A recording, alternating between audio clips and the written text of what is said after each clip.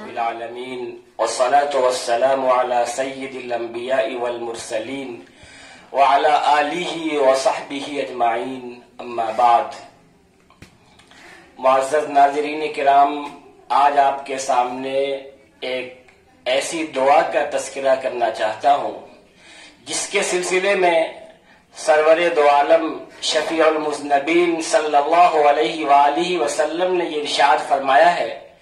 کہ جو بھی بندہ صبح کو 3 مرتبہ اس دعا کو پڑھ لیتا ہے تو شام تک اس کی ہر بلا سے، ہر آفات سے، ہر مصیبت سے، ہر طرح کے حادثے سے اس کی حفاظت ہوتی رہتی ہے۔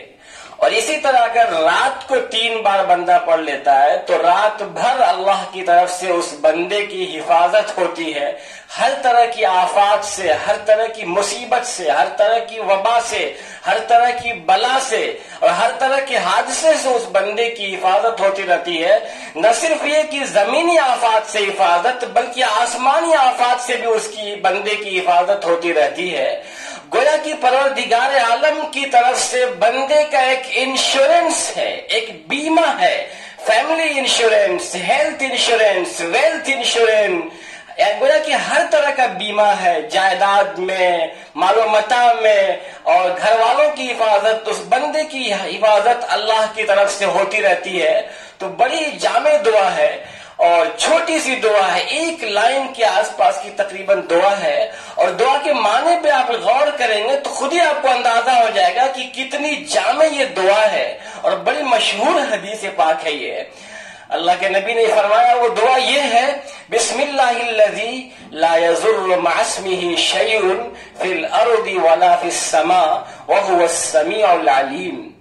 اس اللہ کے نام سے شروع کرتا ہوں جس کے نام سے کوئی چیز نہ زمین میں نہ آسمان میں نقصان نہیں پہنچا سکتی ہے، اور وہ اللہ تعالیٰ خوب سننے والا ہے، اللہ تعالیٰ خوب جاننے والا ہے۔ تو گویا کہ آپ دیکھیں، دعا کے معنی پہ غور کریں تو اللہ نے جو ہمیں، اللہ کے محبوب نے دعا سکھائی، ہر طرح کی زمینی آفات سے حفاظت، آسمانی آفات سے حفاظت، ہر طرح کی وباؤں سے، بیماریوں سے، ہر طرح کی مصیبتوں سے، حادثے سے، اس دعا کی برکت سے بندے کی حفاظت ہوتی رہتی ہے۔ اور پریکٹیکلی بھی ایک واقعہ بتاؤں آپ کو اس سلسلے میں۔ اس حدیث کے راوی ہیں حضرت عثمان غنی رضی اللہ عنہ، ان سے ان کے لڑکے حضرت ابان نے اس کو روایت کیا ہے۔ حضرت ابان فرماتے ہیں کہ ایک بار حضرت ابان اس کو لوگوں کے سامنے اس دعا کو بیان کر رہے تھے، تحفۃ العلمعی میں یہ واقعہ لکھا ہوا ہے۔ حضرت ابان جب بیان کر رہے تھے اس حدیث کو لوگوں کے سامنے تو ایک بندہ ایک خاص نظر سے حضرت ابان کو دیکھ رہا تھا، اور حضرت ابان کے ایک جانب فالج کا اٹیک تھا، لقوہ کا اثر تھا۔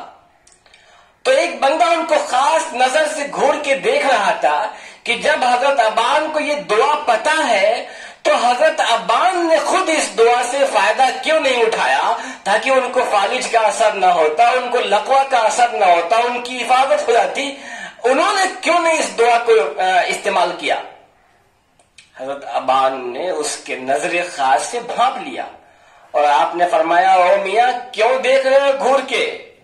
دعا ویسی ہی ہے جیسی میں نے بیان کیا، جیسا میں نے بیان کیا ویسی ہی دعا ہے کہ اس دعا کی برکت سے اللہ تعالیٰ بندوں کی حفاظت فرماتا ہے۔ حقیقت یہ ہے، بات دراصل یہ ہے کہ ایک روز میں اس دعا کو پڑھنا بھول گیا تھا، اور جس دن میں اس دعا کو پڑھنا بھولا اسی دن مجھ پہ فالج کا اٹیک ہوا۔ تحفۃ العلمعی میں لکھا ہوا ہے کہ ایک دن میں غصے میں تھا اور غصے کی وجہ سے میں اس دعا کو پڑھنا بھول گیا، اور جس دن دعا کو پڑھنا بھول گیا اسی دن مجھ پہ فالج کا اٹیک ہوا۔ تو گویا کہ اگر انسان اس کو پڑھے گا، اس دعا کو پڑھے، شرط یہ کہ توکل کے ساتھ، یقین کے ساتھ، اللہ کی ذات پہ پورا اس کو اعتماد و بھروسہ ہو کہ میں نے پڑھا ہے اور مجھے کوئی چیز نقصان نہیں پہنچا سکتی ہے، نہ زمین میں نہ آسمان میں، تو ضرور اس بندے کی حفاظت اللہ کی طرف سے ہوگی۔ امید کرتا ہوں کہ آپ اس دعا کو ضرور پڑھیں گے. اس دعا کا ڈسکرپشن میں لنک جو ہے میں فیس بک کے یوٹیوب میں اگر آپ دیکھ رہے ہیں تو یوٹیوب کے ڈسکرپشن میں لنک ڈال دوں گا, اور اگر آپ فیس بک پہ دیکھ رہے ہوں گے تو فیس بک میں جو پہلا کمنٹ ہوگا وہاں بھی آپ کو یہ دعا مل جائے گی. بسم اللہ الذی لا یضر مع اسمہ شیء فی الارض ولا فی السماء وهو السمیع العلیم.